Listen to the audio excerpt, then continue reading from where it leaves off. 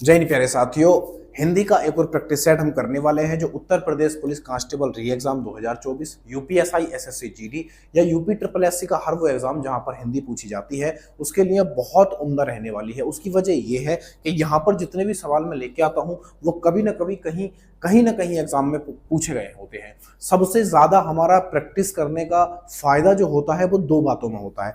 पहला फायदा जो है कि आपने जो पढ़ा है उसका रिवीजन अच्छे से हो जाता है, आपको चीजें रिकॉल हो जाती हैं। और दूसरा सबसे बड़ा फायदा है इसका कि नंबर बढ़ जाते हैं। हमें पता ही नहीं चलता कि हम प्रैक्टिस करते करते कब अपने नंबरों को बढ़ा लेते हैं। जैसे कि यहाँ पर एक सवाल दिया गया है, वो हमसे कह रहा है कि अपनी करनी पार उतरनी लोकोक्ति का अर्थ क्या है। अपनी करनी पार उतरनी लोकोक्ति का अर्थ क्या है, तो आपको अच्छे से पता होगा। अपनी करनी पार उतरनी इसका मतलब ये हुआ कि आप जो करोगे वही आपको भुगतना पड़ेगा, यानी कि जो आप बोओगे वही आपको काटना पड़ेगा। ठीक है भाई। तो ऑप्शन नंबर ए में हमसे कह रहा है कि दान देने से मुक्ति मिलती है। नहीं भैया, दान देने से मुक्ति नहीं मिलती है। यज्ञ करने से बैंकुट मिलता है। नहीं भैया, नहीं मिलता।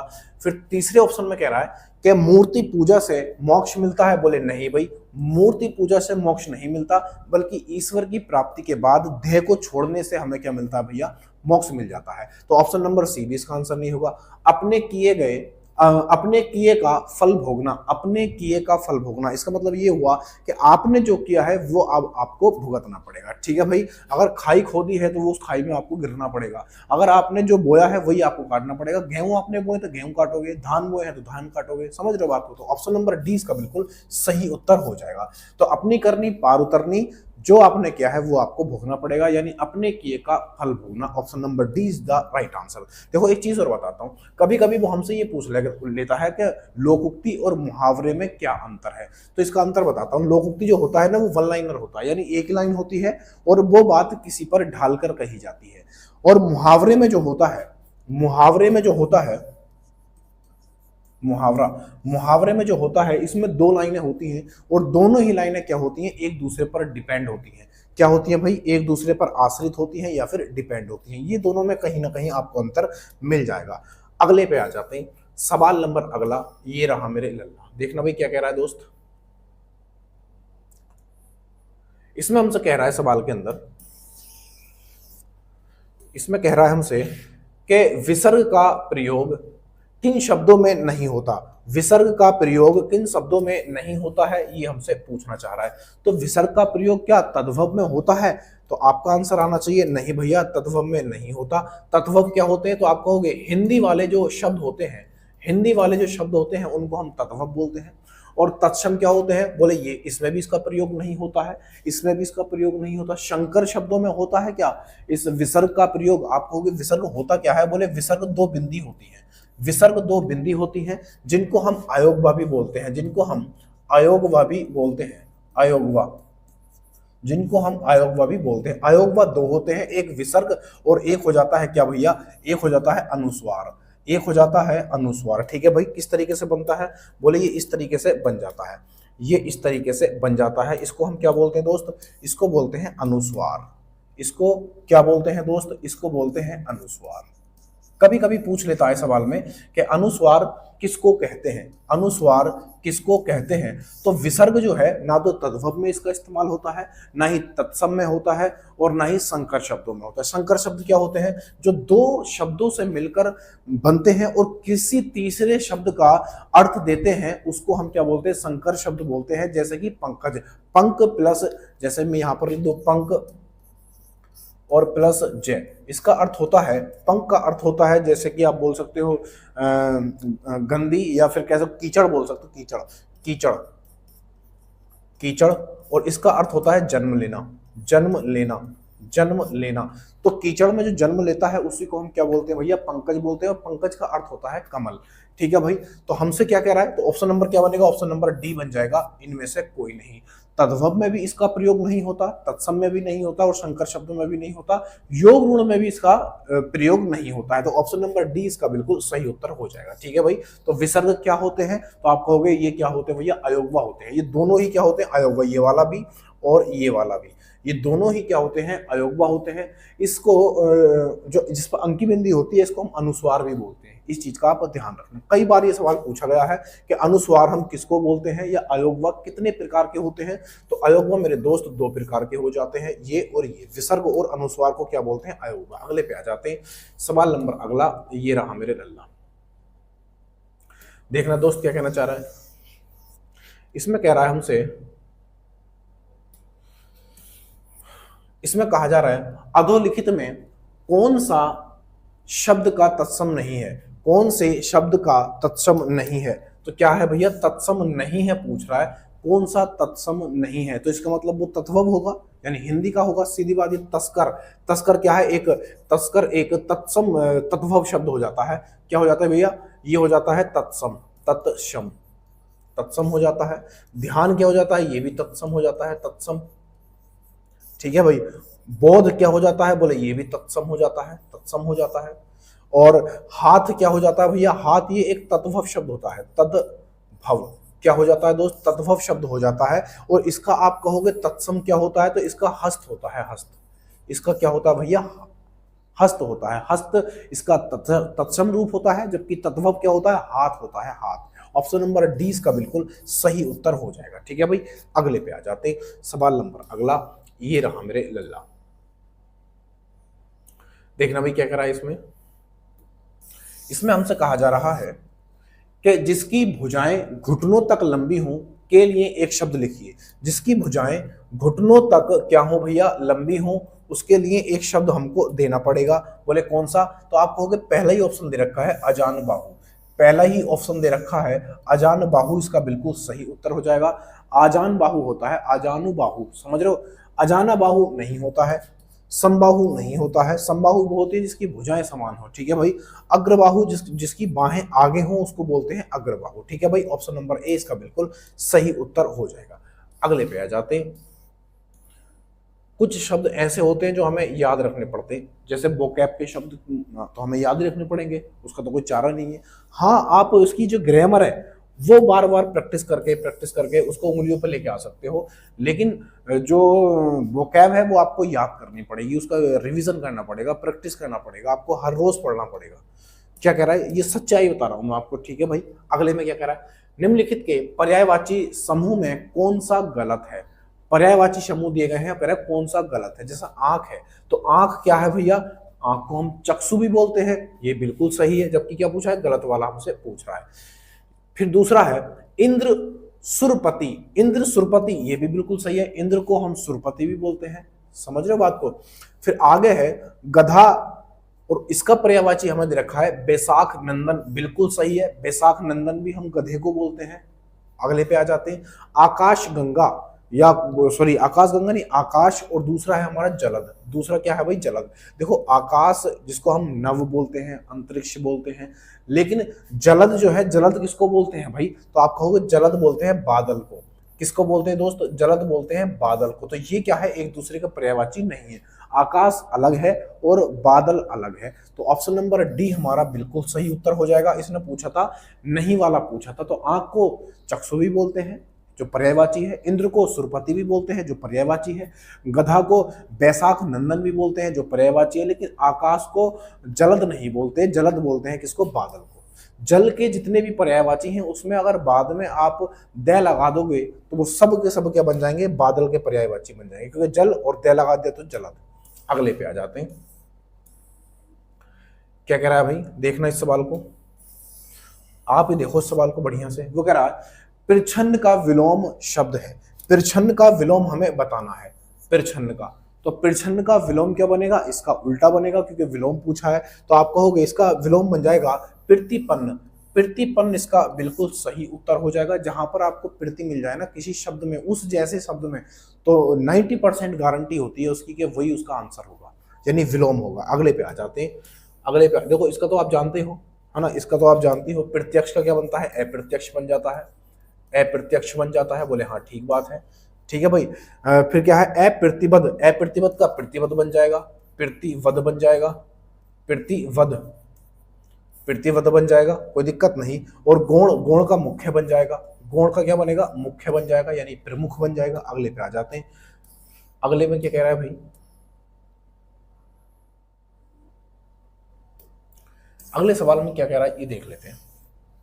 ये कह रहा है कि द्विगु समास का उदाहरण नहीं है। द्विगु समास का उदाहरण नहीं है हमसे पूछा जा रहा है, नहीं वाला पूछा जा रहा है कि द्विगु का उदाहरण नहीं है। देखो द्विगु क्या होता है, द्विगु इसका आंसर लगा लो पहले। द्विगु देखो चौगुना ये बनेगा, चौमासा दो मात्राएं होनी चाहिए थी ये भी बनेगा, त्रिफला ये भी बनेगा, लेकिन चंद्रमुख नहीं बनेगा। चंद्रमुख मतलब चांद के जैसा मुख, चंद्रमुख मतलब चांद के जैसा मुख, ये नहीं बनेगा। ऑप्शन नंबर डी इसका बिल्कुल सही उत्तर हो जाएगा। देखो द्विगु की पहचान क्या होती है कि पहला जो होता है, पहला जो शब्द होता है, यानी कि आप बोल सकते हो उत्तर पद जो होता है वो क्या होता है, वो संख्या होता है, और बाद में जो होता है प्रत्यय जो होता है वो कोई भी चीज हो सकती है अंग को छोड़ के, अंग नहीं होना चाहिए, बाकी कुछ भी हो, कुछ भी हो। ये इसकी पहचान बता रहा हूं कि आपको अगर शुरू में संख्या मिल जाए और बाद में आपको अंग को छोड़ के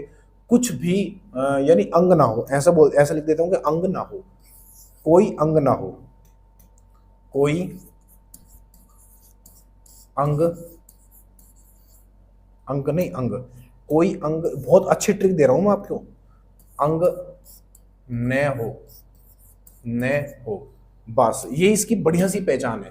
अगर किसी संख्या के बाद, अगर अंग मिल जाता है, शरीर का कोई अंग मिल जाता है, तो आप समझ जाना वो सब बहुव्रीहि में चले जाते हैं। लेकिन अगर संख्या के बाद कोई शरीर का अंग नहीं है, शरीर का कोई अंग नहीं, चाहे वो आंख हो, कान हो, मुंह हो, नाक हो, गाल हो, बाल हो, कुछ भी हो, ये नहीं होना चाहिए। अगर ये नहीं है और कुछ भी हो सकता है तो वहां पर क्या बनेगा, द्विगु समास। जैसे आप यहां पर देख लो, चौगुना, चौ मतलब चार और गुना मतलब कोई अंग तो नहीं है, गुना अंग है नहीं है। जैसे चौमासा, चार मौसम का क्या, चार मौसम का समूह यानी चौमासा, क्या यहाँ पर अंग है, बाद में नहीं है, तो ये भी क्या बनेगा, ये भी बन जाएगा द्विगु।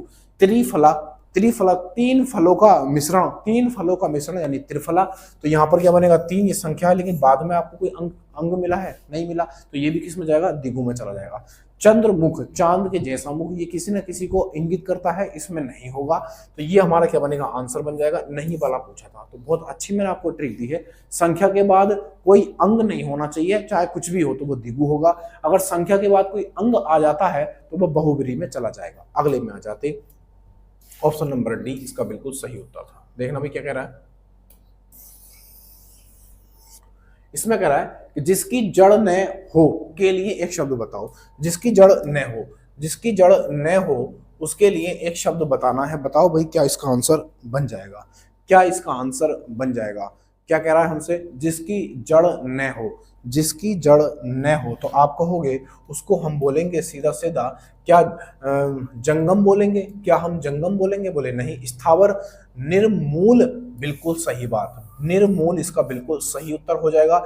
जड़ित भी इसका आंसर नहीं होगा, ये भी नहीं होगा। निर्मूल, देखो यहां पर लिखा है मूल, क्या लिखा, मूल, और मूल किसको बोलते हैं, जड़ को भी बोलते हैं मूल, और इसमें उपसर्ग लगा दिया किसका, निर का उपसर्ग लगा दिया, तो इससे क्या बनेगा, ये उल्टा हो जाएगा, यानी कि निर्मूल, जिसकी कोई जड़ ना हो, जिसका कोई मूल ना हो, तो उसको क्या बोलेंगे, निर्मूल, जिसकी कोई जड़ ना हो। ऑप्शन नंबर सी इसका बिल्कुल सही उत्तर हो जाएगा। अगले पे आ जाते हैं, क्या कहना चाह रहा है भाई,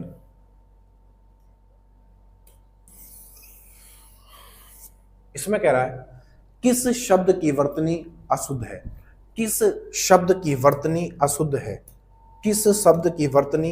वर्तनी क्या पूछ रहा है हमसे, अशुद्ध वाली पूछ रहा है। तो आप कहोगे घृणा ऐसे लिखी जाती है, बोले नहीं भैया ऐसे नहीं लिखे, अशुद्ध पूछा तो यही आंसर बन जाएगा। ऑप्शन नंबर ए इसका बिल्कुल सही उत्तर हो जाएगा। बोले कैसे लिखी जाती है, तो घृणा जो लिखी जाती है वो दोस्त, घृणा इस तरीके से लिखी जाती है। ये ऋषि, रे वाला ऋषि होता है इसमें, ना कि ये वाला रे होता है, ट्रैक्टर वाला नहीं होता। कृपा बिल्कुल सही है, कृष्णा या कृष्ण बिल्कुल सही है, गृह बिल्कुल सही है यानी घर। अगर गृह ये होता, ये वाला, तब भी ये सही होता। क्यों होता, क्योंकि स्पेलिंग पूछी हमसे, ये वाला नक्षत्र यानी तारा होता है और ये वाला घर होता है, तो दोनों सही हैं, गलत मत करना। Option number A is the right answer. अगले पे आ जाते हैं, क्या कह रहा दोस्त, इसमें कह रहा है दधि का तत्भव रूप क्या होगा, तत्भव, तो आप अच्छे जानते हो तत्भव क्या होता है, तो आप कहोगे तत्भव होते हैं हिंदी वाले शब्द, तत्भव होते हैं क्या भैया, हिंदी वाले शब्द हो जाते हैं। हिंदी वाले जो शब्द होते हैं वो क्या होते हैं, तद्भव होते हैं, तत्सम वो होते हैं जो संस्कृत के शब्द होते हैं। तो दधी किसको बोलते हैं, बोले दही को बोलते हैं। ऑप्शन नंबर सी इसका बिल्कुल सही उत्तर हो जाएगा। दधी मतलब दही को बोलते हैं। और यहाँ पर दूध को क्या बोलते हैं भैया, इसका तत्सम क्या बनता है, तो आपको दुग्ध बनता है, दुग्ध बन जाता है। ठीक है भाई, अगले पे आ जाते हैं।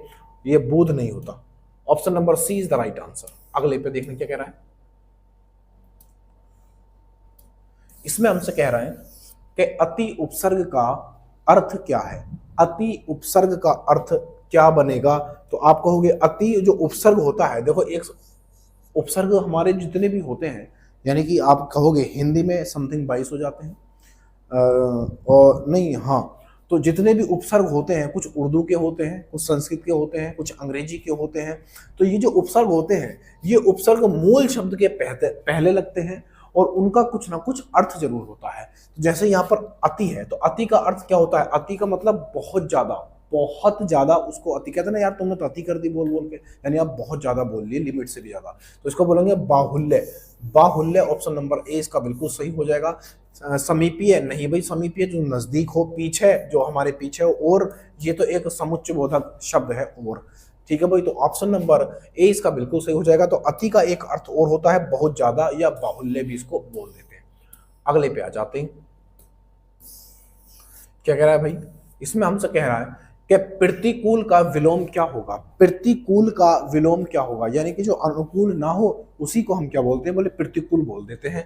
तो अनुकूल का विलोम बनेगा प्रतिकूल। क्या बनेगा दोस्त, प्रतिकूल बन जाएगा। ऑप्शन नंबर ए इसका बिल्कुल सही उत्तर हो जाएगा। समान भैया नहीं होगा, प्रतिदर्श नहीं होगा, अनुसार नहीं होगा। Option number B is the right answer. अगले पे आ जाते हैं। सवाल नंबर अगला ये रहा मेरे लल्ला। क्या कह रहा है भाई इसमें कह रहा है क्या तुमने खाना खा लिया, क्या तुमने खाना खा लिया, किस प्रकार का वाक्य है ये, किस प्रकार का वाक्य है, क्या तुमने खाना खा लिया। अगर आपको जो क्वेश्चन वर्ड होते हैं, क्वेश्चन वर्ड जैसे यहाँ पर क्या है, तो क्या हमारा क्या है, क्वेश्चन वर्ड है, तो क्या हमारा क्या हो जाता है, क्वेश्चन वर्ड हो जाता है। कहाँ, ये भी क्वेश्चन वर्ड हो जाता है, यानी कि जिसमें आपको ऐसा लगे कि हमसे कुछ पूछा जा रहा है, हमसे कुछ कहा जा रहा है, वो सब क्या होते हैं, क्वेश्चन वर्ड होते हैं, है ना। जैसे कि आप कह सकते हो किसे, हमारा क्वेश्चन वर्ड हो जाता है, किसे क्वेश्चन वर्ड हो जाता है। बहुत सारे शब्द होते हैं, किस से, ये भी, है ना। क्यों ये भी एक क्वेश्चन वर्ड हो जाता है, क्यों ये भी क्या है, क्वेश्चन वर्ड है। तो जितने भी क्वेश्चन वर्ड होते हैं, ये शुरू में भी हो सकते हैं और ये बीच में भी हो सकते हैं, ये कोई जरूरी नहीं है। जैसे ये सवाल अगर हमें थोड़ा सा बदल दूं तो ऐसा बनेगा, तुमने खाना खा लिया क्या, तुमने खाना खा लिया क्या, लास्ट में भी हो सकता है, शुरू में भी हो सकता है। क्या तुमने खाना खा लिया, ये भी हो सकता है, बीच में भी हो सकता है। तो ये जो शब्द आपको पूरे सेंटेंस में मिल जाए तो आप समझ जाना वो सेंटेंस कैसा है, तो आप कहोगे प्रश्नवाचक है। यानी कि प्रश्नवाचक शब्द जो होते हैं अगर आपको कहीं भी पूरे सेंटेंस में मिल जाए तो वो क्या बन जाएंगे, तो आप कहोगे प्रश्नवाचक हमारे वाक्य बन जाते हैं। अगले पे आ जाते हैं। सरल वाक्य वो होते हैं जिसमें एक उद्देश्य और एक विधेय होता है। इच्छावाचक जैसे कि ऑर्डर दे सकते हो, कामना कर सकते हो, पूजा कर सकते हो, वो इच्छावाचक हो जाते हैं। ठीक है भाई। प्रश्नवाचक बता दे, आज्ञावाचक किसी को ऑर्डर देना, जैसे टीचर स्टूडेंट से कह सकता है, माता पिता ऑर्डर दे सकते हैं, हालांकि वो बोलते ही हैं लेकिन ऑर्डर भी दे सकते हैं कि आपको ऐसा करना है, या आपका बॉस है तो आपको ऑर्डर दे सकता है। अगले पे आ जाते हैं।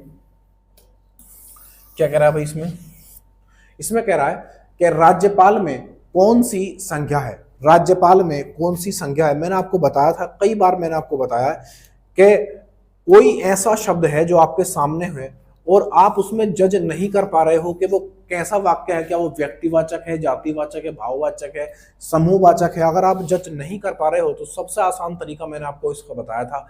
बोले क्या बताया था भैया, कि ये बताया था कि आप उसको देखो क्या उसके जैसा कोई और भी है। अगर और भी हो सकते हैं उस जैसे तो वो चला जाता है जातिवाचक में। अगर नहीं होता है, वो प्रमुख होता है, उसके अलावा दुनिया में कोई नहीं है उसके जैसा, तो वो व्यक्तिवाचक में चला जाता है। भाववाचक वो होते हैं जिनमें कि हम जिस चीज को छू नहीं सकते, महसूस कर सकते हैं, जिसे हम खरीद नहीं सकते, तो वो भाववाचक में चले जाते हैं। समूहवाचक में तो मैंने आपको बताया है, जैसे गुच्छा हो सकता है, टीम हो सकती है, टुकड़ी हो सकती है, सेना के बहुत सारे जवान एक जगह हो सकते हैं, तो वो सब क्या होते हैं, समूहवाचक हो जाते हैं। तो आपका आंसर मिल गया होगा। बोले हाँ भैया आंसर मिल गया। राज्यपाल के जैसे तो और राज्यपाल भी हो सकते हैं, जैसे अगर हमारे स्टेट का राज्यपाल है तो आपके स्टेट का भी राज्यपाल होगा, यानी उसके जैसा कोई और भी हो सकता है, तो ये बनेगा जातिवाचक।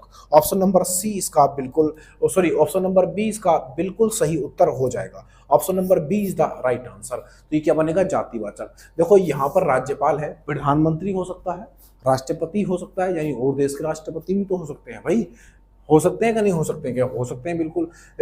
जैसे कह सकते हो कि दरोगा है एक तरह का, तो और भी दरोगा हो सकते हैं। अगले पे आ जाते हैं, सवाल नंबर अगला ये रहा मेरे लल्ला। क्या कहना चाह रहा है भाई, इसमें कह रहा है हमसे रक्षाबंधन नाटक के रचनाकार कौन है। रक्षाबंधन नाटक के रचनाकार कौन है, तो आपका आंसर आना चाहिए कि इसके आंसर बन जाएंगे हरि कृष्ण प्रेमी। कौन भैया, हरि कृष्ण प्रेमी इसका बिल्कुल सही उत्तर हो जाएगा। हरि कृष्ण प्रेमी इसका बिल्कुल राइट आंसर है। तो रक्षाबंधन नाटक के रचनाकार कौन है, तो आप कहोगे प्रेमी साहब हैं। अगले पे आ जाते हैं, सवाल नंबर अगला ये रहा मेरे लल्ला। क्या कह रहा है भाई,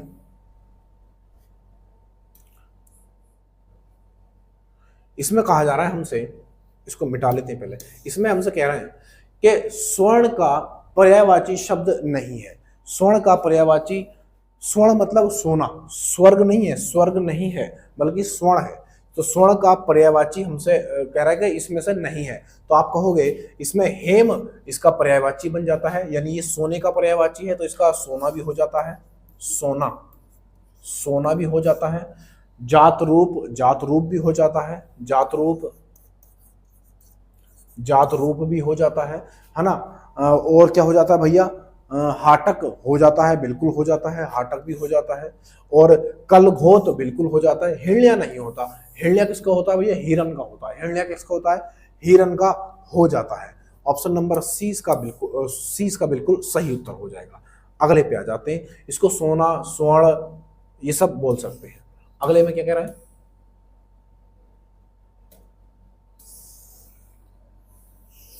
इसमें कह रहा है हमसे कि पैतृक शब्द में कौन सा प्रत्यय है।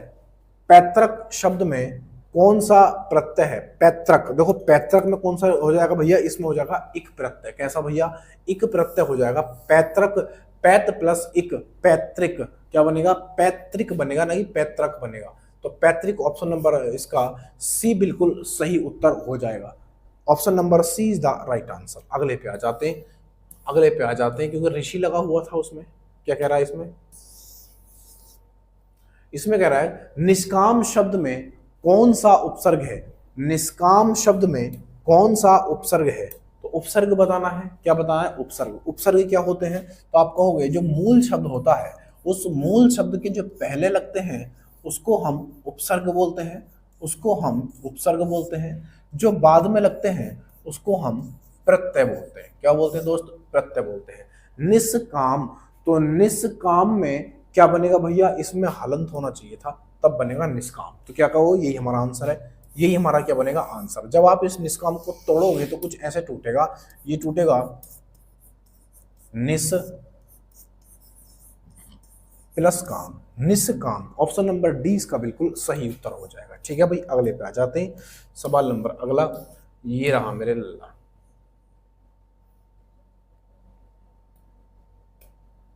क्या कह रहा है भाई इसमें, इसमें कह रहा है हमसे आम के आम गुठलियों के दाम। आम के आम गुठलियों के दाम लोकोक्ति का सही अर्थ है। देखो ये एक ही बार में मैंने कहा था, लोकोक्ति जो होती है ना वो सिर्फ एक वाक्य की होती है, यानी एक ही लाइन में होती है, वो किसी पर डिपेंड नहीं होती और वो किसी ना किसी चीज पर ढालकर कही जाती है।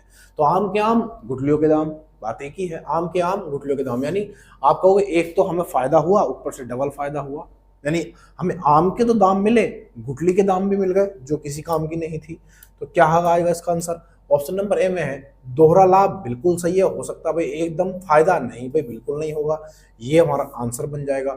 जो व्यक्ति अपना हित नहीं न समझे, नहीं न समझे, दो बार कैसा सकता है, नहीं समझे। उपयुक्त में से कोई नहीं थी। आंसर इसका पहले वाले में ही दे रखा है कि दोहरा लाभ होना। आम के आम गुठलियों के दाम, आम की तो कीमत मिली, साथ में गुठली की कीमत भी मिल गई, तो डबल लाभ यानी दोहरा लाभ बिल्कुल सही हो जाएगा। Option number A is the right answer. क्या कहना चाह रहा है? ये कह रहा है शुद्ध वर्तनी वाला शब्द का चयन कीजिए। शुद्ध वर्तनी वाला शब्द का चयन कीजिए। शुद्ध वर्तनी वाला शब्द बताओ भी क्या है? तो आप कहोगे ईसा। ईसा नहीं भाई, ये नाम हो सकता है। ईर्षा, ईर्षा ऐसे नहीं लिखा जाता। ठीक है भाई, ईर्षा इसमें ये वाला शय नहीं बनता है, बल्कि ईर्षा जो लिखा हुआ है ऑप्शन नंबर डी में बिल्कुल सही है। बड़ी ई बन जाती है, बोले ठीक है। आधा शय बन जाता है संयम वाला, और इस पे यह और ये पर लगती है मात्रा, तो ये बनता है ईर्ष्या। ऑप्शन नंबर डी इसका बिल्कुल सही उत्तर हो जाता है। अगले पे आ जाते हैं। क्या कह रहा है भाई इसमें? इसमें कह रहा है हमसे कि जान के लाले पड़ना, जान के लाले पड़ना मुहावरे का सही अर्थ है। जान के लाले पड़ना, जाल के लाले पड़ना मतलब मुसीबत से गुजरना कह सकते हो। यानी स्वयं को संकट में डालना। स्वयं को संकट में डालना नहीं भाई, बिल्ली के गले में घंटी बांधना ये हो सकता था, ये आंसर नहीं होगा। गंभीर संकट में होना नहीं भाई, खराब सिचुएशन। संकट टालना नहीं भाई, मुसीबत में गुजारा करना, मुसीबत में गुजारा करना। ऑप्शन नंबर डी इसका बिल्कुल सही है। ऑप्शन नंबर डी इसका बिल्कुल सही हो जाएगा। यानी कि जान के लाले पड़ना यानी कि कुछ खाने पीने नहीं मिल रहा, यानी ऐसा समझ लो कि एक एक रोटी को, एक एक निवाले को तरस रहे हैं, मुसीबत से गुजर रहे हैं। ऑप्शन नंबर डी इसका बिल्कुल सही उत्तर हो जाएगा। ऑप्शन नंबर डी इसका बिल्कुल सही उत्तर हो जाएगा। ठीक है भाई, तो आज के लिए दोस्त इतना ही रखते हैं। वीडियो पसंद आए लाइक शेयर सब्सक्राइब करके जरूर जाना। ऐसे ही आपको वीडियो मिलती रहे तो उसके लिए आपको सब्सक्राइब करना पड़ेगा, लाल कलर का बटन होगा। और बाकी आप जो चाहते हो वो कर लो, अच्छे से आप समझदार हो, कोई दिक्कत वाली बात नहीं है। तो अपना भी परिवार बड़ा होना चाहिए, चैनल छोटा है, थोड़ा सा बड़ा हो जाए ताकि हम अपनी क्वालिटी को थोड़ा बूस्ट कर सकें, अच्छा कर सकें, बढ़ा सकें, इंक्रीज कर सकें, ग्रोथ कर सकें। ठीक है भाई, तो बाकी बातें कल करेंगे। तब तक के लिए जय हिंद, जय भारत।